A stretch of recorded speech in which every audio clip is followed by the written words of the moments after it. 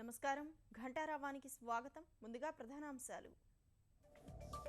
వరద బాధితులకు 3 రోజుల్లో పరిహారం, ప్రతి ఒక్కరికి అండగా ఉంటానని సీఎం భరోసా.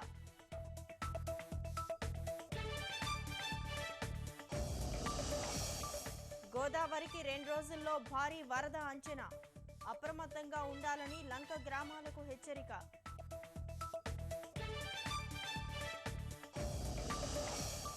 విజయనగరం జిల్లాలో అధ్వానంగా రహదారులు, ప్రయాణం చేయాలంటే భయపడుతున్న జనాలు.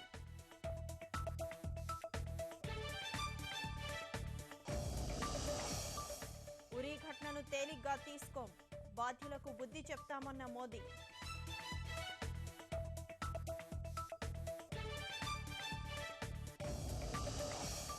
మహారాష్ట్రలో ఉద్యమించిన మరాఠీలు, రిజర్వేషన్ల కోసం పుణేలో భారీ ర్యాలీ.